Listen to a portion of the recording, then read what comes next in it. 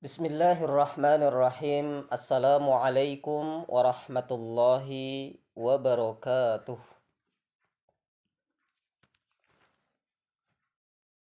Alhamdulillah. Alhamdulillahi rabbil alamin. Alhamdulillahilladzi anzala as-sakinata fi qulubil mu'minin. Ashhadu an la ilaha illallah wa ashhadu anna Muhammadan abduhu wa rasuluh la nabiyya ba'dah.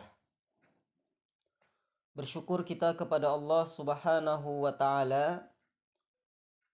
Atas izin Allah kita bisa menuntut ilmu, yaitu berkenaan tentang ilmu ruqyah syar'iyyah.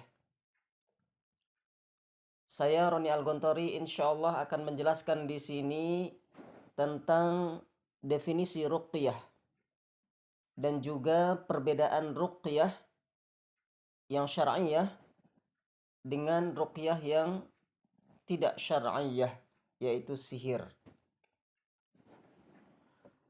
Kaum muslimin dan muslimat yang dirahmati Allah Subhanahu wa taala,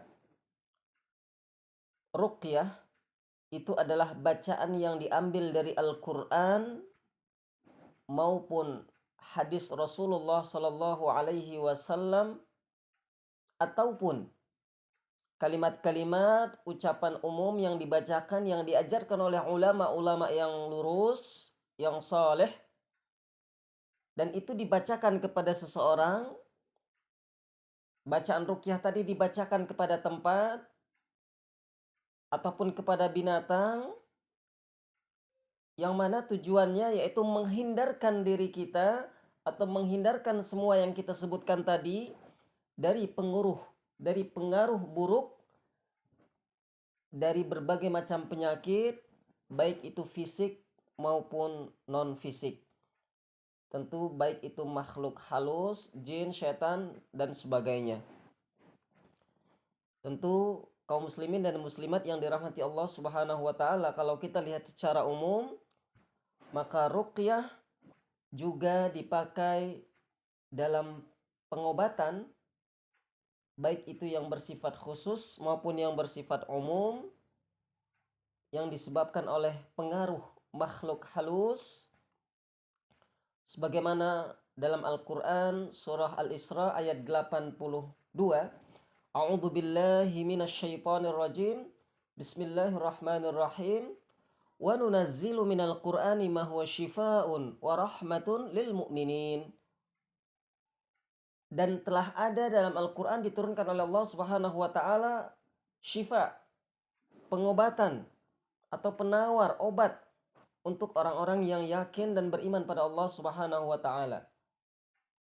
Tentu ruqyah di sini mempunyai fungsi juga, yaitu mengobati berbagai macam penyakit.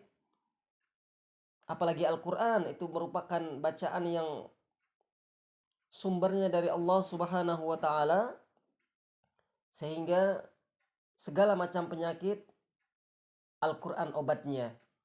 Mengobati penyakit hati, penyakit fisik, keracunan, salah urat dan sebagainya. Ini semua dengan izin Allah Subhanahu wa taala akan disembuhkan semuanya. Tentu ini semuanya membutuhkan ilmu, membutuhkan bimbingan, membutuhkan niat, membutuhkan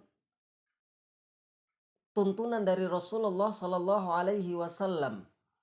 Sehingga jangan sampai kita terjebak kepada ruqyah-ruqyah yang syirkiyah. Bisa dilihat perbedaannya. Kalau ruqyah syar'iyyah itu terapinya mendatangkan kekuatan gaib yang murni dari Allah Subhanahu wa taala. Sementara yang namanya magic atau perdukunan, tentu itu datangnya kekuatan gaib itu dari bangsa jin ataupun setan. Sehingga walaupun proses yang dilaksanakan menggunakan Al-Quran maupun bacaan ruqyah, tapi kalau itu sumber datangnya dari jin, itu termasuk sihir. Jadi fokusnya adalah dari mana kekuatan gaib itu datang. Nah, proses ruqyah yang melanggar akidah. Nah, ini banyak sekali sekarang kita lihat.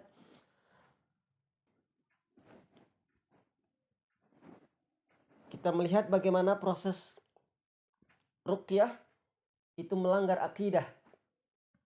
Mensyirikkan Allah, na'udzubillah. Tentu ini semua adalah tipu daya syaitan untuk mengelabui manusia. Maka yang paling penting dalam pemahaman tentang ruqyah syar'iyah itu adalah bagaimana kita mensucikan Allah Subhanahu wa taala dalam tataran tauhid, tauhid rububiyah, tauhid uluhiyah, dan tauhid asma wa sifat. Tidak boleh kita menyembah selain Allah Subhanahu wa taala. Tidak boleh kita meminta pertolongan hanya kepada Allah Subhanahu wa taala. Jaddidu imanakum biqauli la ilaha illallah. Harus kita perbaharui terus niat kita, iman kita dengan kalimat la ilaha illallah. La ma'buda illallah. Tidak ada yang kita sembah selain Allah. Tidak ada yang menyembuhkan penyakit kita selain Allah. Tidak ada yang mengampuni dosa kita selain Allah. Tidak ada yang menerima semua amal soleh kita adalah Allah. Selain Allah tentu tidak ada semuanya selain Allah, hanya Allah. Inilah akidah yang harus kita tanamkan dalam memahami ruqyah syar'iyah. Karena doa itu adalah ibadah, dan ibadah itu harus diniatkan ikhlas karena Allah, memurnikan niat. Jangankan syirik besar, syirik kecil pun tidak boleh. Tidak boleh dengan niat sombong, dengan niat takabur, dengan niat sum'ah, dengan niat dipertontonkan, mencari popularitas dan sebagainya. Ini harus kita jaga niat kita agar Allah Subhanahu wa taala mencintai dan mengabulkan semua doa-doa kita. Amin ya Allah ya Rabbal alamin. Saya Roni Al-Gontori mendoakan kepada semuanya antum yang mendengarkan suara saya saat ini, semoga Allah angkat semua penyakit antum semuanya. Allah kabulkan doa antum semuanya. Hajat-hajat antum Allah kabulkan semuanya.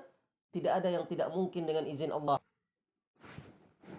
Sesungguhnya kalau Allah berkehendak suatu kejadian, maka terjadilah itu. Tidak ada yang sulit bagi Allah Subhanahu wa taala. Selain Allah itu kecil. Allahu Akbar. Bismillah, Allahu Akbar. Dengan nama Allah, Allah Maha Besar. Tidak ada yang bisa melebihi kekuatan Allah Subhanahu wa taala. Kaum muslimin dan muslimat yang dimuliakan Allah Subhanahu wa taala. Inilah sekilas tentang ruqyah yang harus kita pahami terlebih dahulu sebelum proses prakteknya, sebelum persiapan-persiapannya, sebelum melangkah kepada terapi-terapinya, bacaan-bacaannya, maka bertahap insyaallah akan saya sampaikan. Semoga Allah Subhanahu wa taala memberikan kepada kita semuanya yang mendengarkan suara saya ini ilmu yang bermanfaat. Amin. Ilmu yang barakah, ilmu yang diridhoi Allah Subhanahu wa taala, yang bisa kita ajarkan kepada yang lainnya. Maka silahkan sebarkan ilmu ini, mudah-mudahan menjadi amal saleh, menjadi amal jariah untuk saya, untuk antum semuanya yang menyebarkan, dan tentu setiap ada yang mendengarkan ilmu ini, kita semuanya mendapatkan ridho Allah Subhanahu wa taala, mendapatkan karunia Allah Subhanahu wa taala, karena tidak ada yang kita tuju kecuali ridho Allah Subhanahu wa taala. Amin ya Allah ya Rabbal alamin. Teknisnya tentu bertahap akan kita sampaikan. Untuk saat ini kita fokus kepada apa itu ruqyah.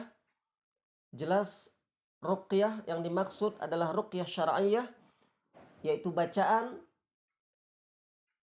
yang bersumber dari Al-Quran maupun hadis, maupun doa ulama-ulama yang saleh yang diajarkan kepada kita, dan itu sumber kekuatannya adalah dari Allah Subhanahu wa taala. Tidak ada yang lain. Tidak ada yang lain selain Allah Subhanahu wa taala. Kaum muslimin yang dirahmati Allah Subhanahu wa taala, terakhir pada penyampaian kali ini, tetaplah bersabar. Menuntut ilmu butuh kesabaran. Jangan keluar dari majelis ilmu.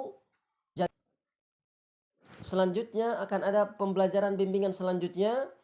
Tetaplah kita istiqamah dalam menuntut ilmu, dalam mencari ridha Allah Subhanahu wa taala, dan kita berada fi sabilillah. Man salaka tariqan yaltamisu fihi ilman sahalallahu lahu bihi tariqan ilal jannah. Kita menuntut ilmu, insyaallah kita juga menuju surganya Allah Subhanahu wa taala. Assalamualaikum warahmatullahi wabarakatuh.